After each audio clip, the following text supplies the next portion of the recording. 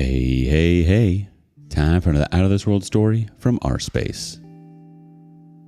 Parenthood truly brings surprises, doesn't it? Today on rSpace, who knew baby monitors had such a revealing adult supervision feature? Our baby monitor exposed my wife's cheating in high definition. I destroyed her career for it. I, 35 male, and my wife, 33 female, have been married for almost 7 years now.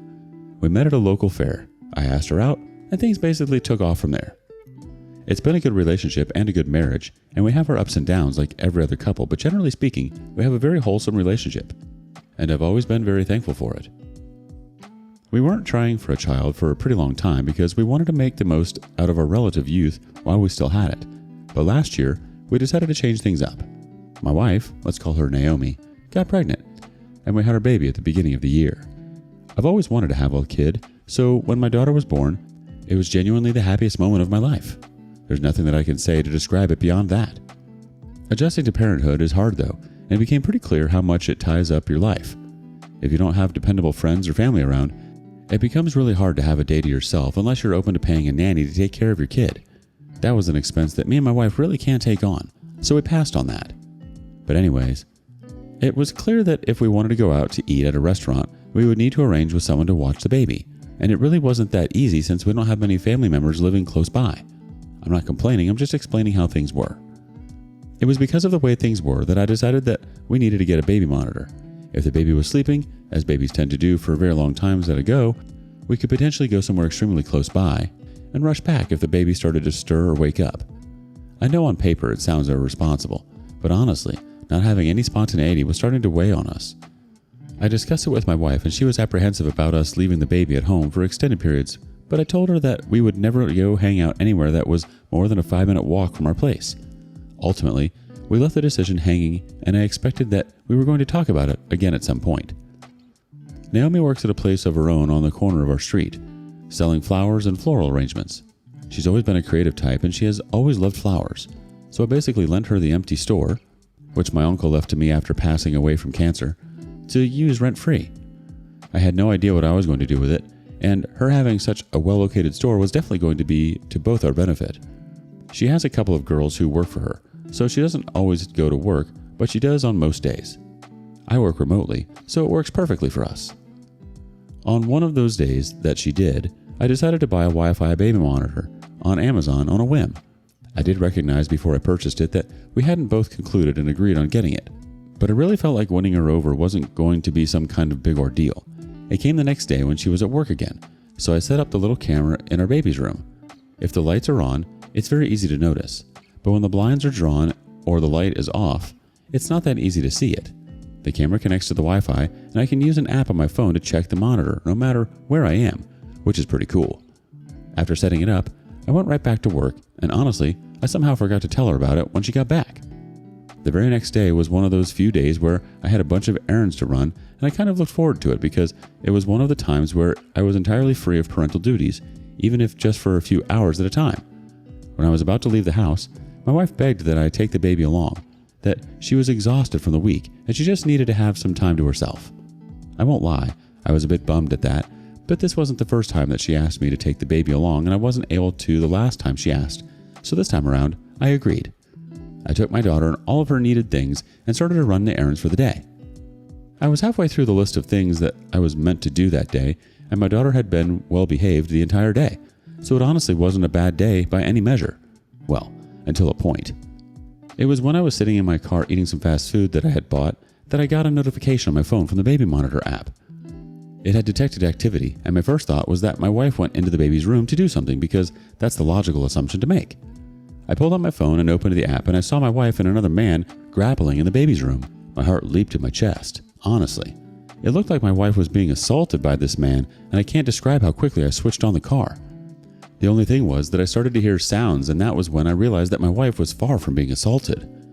It became clear that this man and my wife were making out in my daughter's room.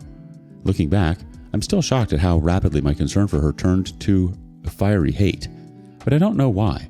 I couldn't stop watching. At one point, I had the common sense to record my screen so I could have evidence of what was going on. I saw the man's hand go under her blouse and then soon after try to take off her underwear. It was then that I heard her moan, and I literally watched as the man bent Naomi over the edge of the crib. I think it was then that I just tossed the phone aside. I wanted to scream and I wanted to punch something, but I had to keep my composure because my daughter was sleeping. But do you know how helpless I felt in that moment? I wanted to drive back home so badly. I wanted to go back there and hurt him and hurt her, but the only thing that held me back from doing something very stupid was my baby. Was that the reason why she asked me to take the baby along? Was this what happened every time she asked me to take the baby with me? Would she have done it even if our daughter was still at home? My wife and another man were being intimate in my daughter's room, and that was the part that disgusted me the most, to a level that I struggle to actually describe.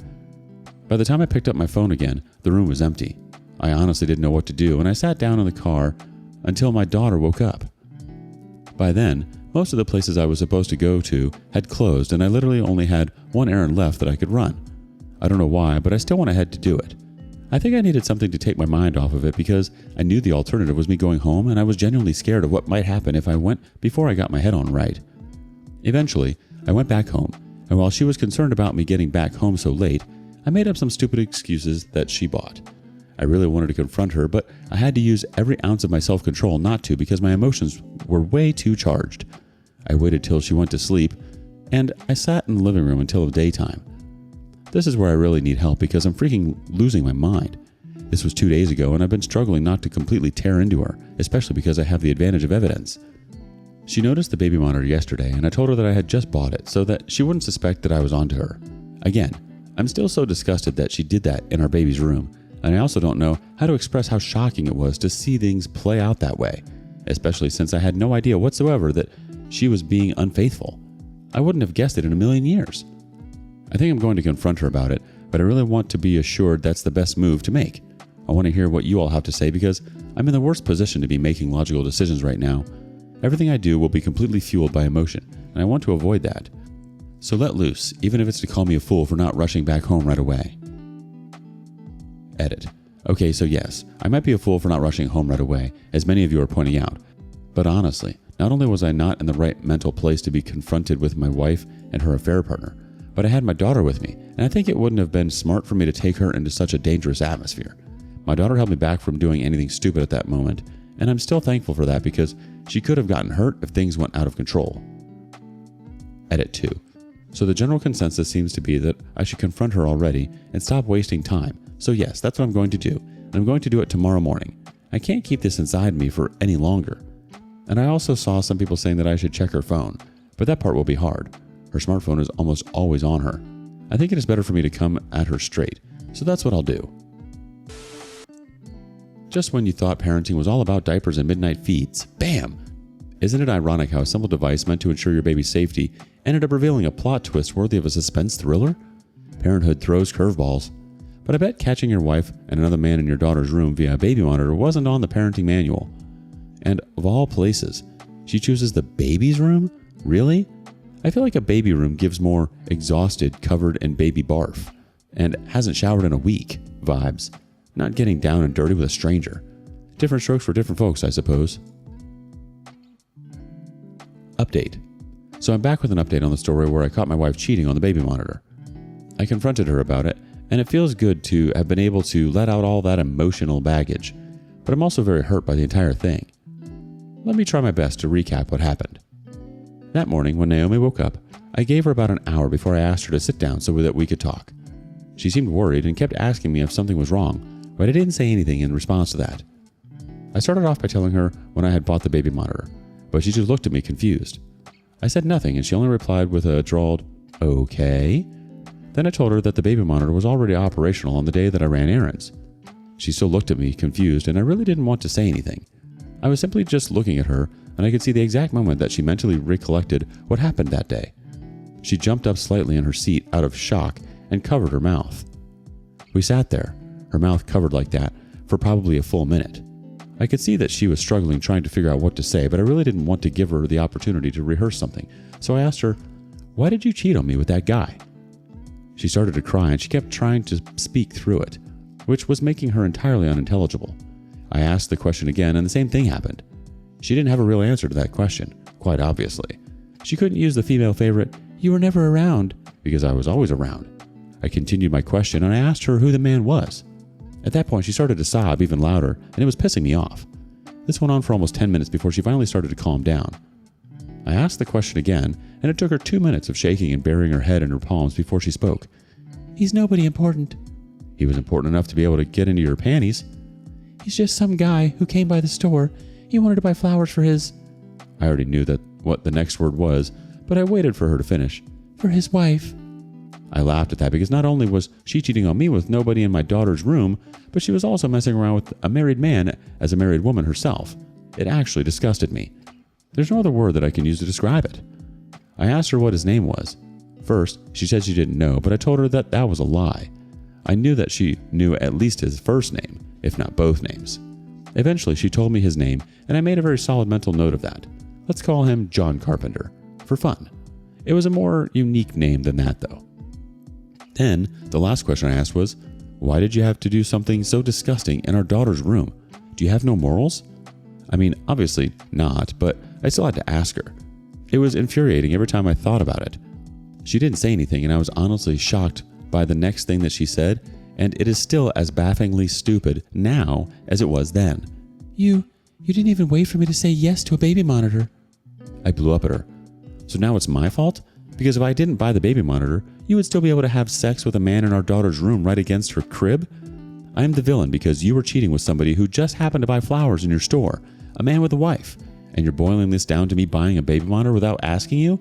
You're pathetic. Yeah, after that, she started to sob again and I felt a lot better.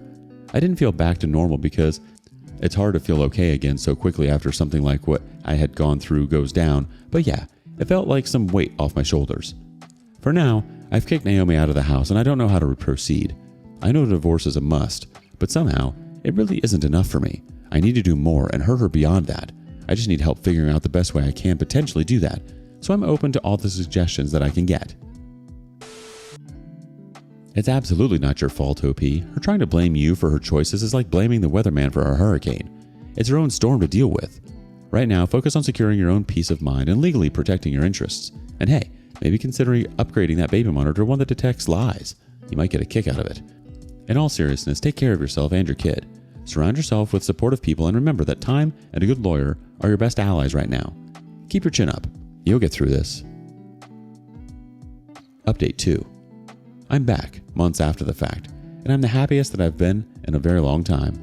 I was the guy who made the post about my wife Naomi, who I caught cheating on me thanks to a baby monitor that I bought.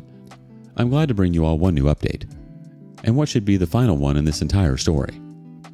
I knew that I wanted to hurt Naomi badly, so I read through all the comments on my previous post, and I took my sweet time to formulate a plan. The first thing that I went for was the divorce. That was easy. My close friend's wife is a divorce attorney, and she's freaking good at what she does, so I enlisted her services the same day that I confronted Naomi. I had the video evidence for her cheating, and I was told that it was going to come in useful for the trial. The fact that she had to ask me to take the baby that day also showed that she had planned to cheat, and it was very likely not the first time either. When the divorce papers were ready, I specifically gave out Naomi's work address, which is that same corner shop that I lent to her to use for her business. I wanted her to be embarrassed, and while I wasn't there to watch her get served, I hoped that it was a bad look for her and for the customers that must have been there at the time. She called me the same day that she was served, begging that we talk things over. I told her there was literally nothing for us to talk about because she wouldn't have anything more to say to me than several sorries, and that was the last thing I wanted to hear. When it was time for the divorce proceedings to begin, the first thing that her lawyer wanted to go for was the store. Its ownership transferred to me after my uncle died, and that was the asset that she was fighting tooth and nail for. We had a car, though not a fantastic one, and we rented an apartment. That was clearly the most valuable thing we owned between the two of us, and I think that was very clear to the judge as well. In fact, that was the one thing that I knew I had to have. My lawyer, bless her soul, really drove home not only how disgusting my wife cheating so soon after having our first child was, but all the other aspects that made it worse, like the location, the premeditation, the fact that this probably wasn't the first time. She said that giving her that corner store would be like rewarding her bad behavior, and that wouldn't set a good example. End of the day, I got it all, though I gave up the car since I was keeping the apartment. The judge said that it would help with coming to pick up or drop off the child. The custody part didn't go as nicely as I would have wanted since we ended up with joint custody, but it's fine.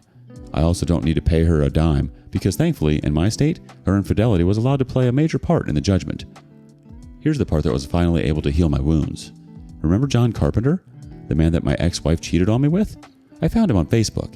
It took me 2 minutes to find his wife, and I messaged her. I explained the whole situation, including the fact that I had explicit footage of her husband and my wife.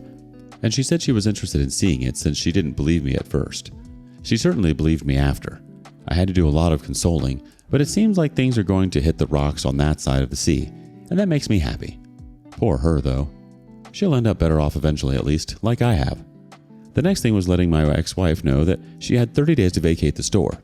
I walked into the store and told her this face-to-face, over a month after we divorced, because I wanted her to let her guard down, and it worked beautifully. She cried and even offered to start paying rent for her spot, but I said no. My eventual plan was to rent the place out, but I absolutely refused to make her my tenant. Nah, I needed to make sure that her lovely shop was no more. Sure, she could carry her brand elsewhere, but at least then she'd need to pay a lot to make it work, and that is fine by me. As I type this, the store is vacant and I'm looking for a proper paying tenant. Her Instagram page still says that the store is closed indefinitely for renovation, but I'm glad that I know that it's a lie.